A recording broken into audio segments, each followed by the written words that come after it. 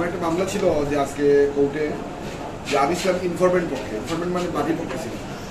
এটা হলো এয়ারপোর্ট থানার মামলা নম্বর হলো 22 আর এয়ারপোর্ট থানার জিআর 251। এটা আমাদের মাননীয় আদালত মেট্রোপলিটন ম্যাজিস্ট্রেট তৃতীয় আদালতে মামলা। এই মামলা হওয়ার পরে মামলার আমি তো বাদী পক্ষে, 2 নম্বর আসামি অ্যারেস্ট হয়েছে, পুলিশ অ্যারেস্ট করেছে। অ্যারেস্ট করার পরে কোর্টে সোপর্দ করেছে এবং আইনজীবীরা, তাদের পক্ষের আইনজীবীরা জামিন চাইছে, এই মামলায় জামিন চেয়েছে। আমি বাদীপক্ষ হিসেবে আমার কাজ হলো, আমার পেশাগত দায়িত্ব হলো জামিনের বিরোধিতা করা। যাই হোক, কোর্ট মেরিট অনুযায়ী মামলার মেরিট পর্যালোচনা করে কোর্ট আমার প্লিডিংয়ের পক্ষে, আমার ইয়ের পক্ষে কোর্টের মতামতটা এসেছে যে এখন জামিন, এই মুহূর্তে জামিন পাওয়া যায় না, এই মামলা কোর্ট নামঞ্জুর করে দিয়েছে।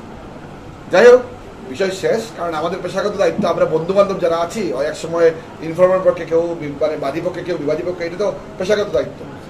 বাইরে আসছি কোর্ট থেকে, কোর্টটা হলো 8 তলা, বাইরে আসছি, করিডোরটা লম্বা, তো ওইখানে 2জন লোক, একজনকে চিনতে পারছি কামাল, যে এই মামলার 1 নম্বর আসামি, সে ওয়ারেন্টের আসামি, যে এফআইআর মুক্ত আসামি এই মামলা, যে মামলাটা আজকের মানে জিআর 251।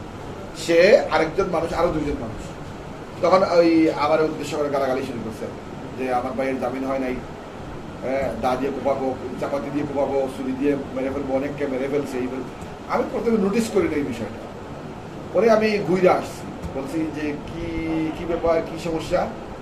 হ্যাঁ, আমার ভাইয়ের জামিন হয় নাই, আমি কেটে ফেলবো তোমার, মানে একদম তুই তুকারি করি না। আমি বললাম, দেখো এটা তো আমাদের পেশাগত দায়িত্ব, ঠিক আছে? আর তুমি কি বুঝা কথাবার্তা বলতেছো? এটা তো কোর্ট কম্পাউন্ড, এটা তো আদালত। তখন সে আরো উত্তেজিত হয়ে গেছে, মানে একটা পর্যায়ে আমাকে ধরতে আসছে। তখন ওই যে আমার পিছনে কিছু আমার জুনিয়র লয়াররা ছিল, আমার কলিগরা ছিল, আরো কিছু পাবলিক ছিল, তখন ওরা ছুটে আসছে। তখন ওই দৌড় দিছে আর কি, মানে সে তো আক্রমণ উদ্যত ছিল, তখন সে দৌড় দিছে।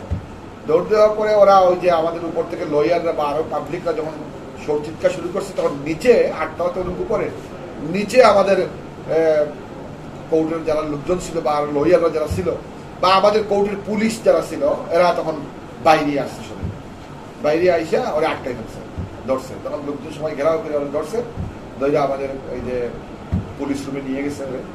নিয়ে যাওয়ার পরে এই ওরা রাখছে। সম্পত্তির লাগি আমার দাদি সেদাইয়া আমার 34টা সিলাই আমার মাথায় পাও আতো, দাদি আমার সেদাইছে কামালে, কালামে, জালালে, তার বউ আকরামিনে মারিয়া।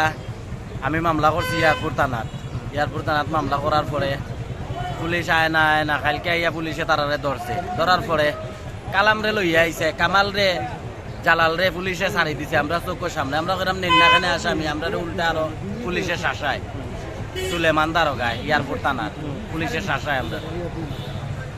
আজকে কালাম রে আনিয়া তারা দেখুন 9টার সময় লইয়া আসছে কৌটো থানার থেকে, তারা বেল লইবার লাগি। আরো আমরা উকিল জামান ভাই আমরা ধরছি, জামান ভাই এখানে আমরা পক্ষে লড়রা, জামান ভাইরে চাকু দি কয় ফারাইব, দাদি সেদাইব, কোর্ট থেকে বার হইলে জামান ভাইরে খাটি লিব, ফোন করবো, জামান ভাইরে উমকি দে, এখানে আমরা পক্ষে তাই কেস লড়রা।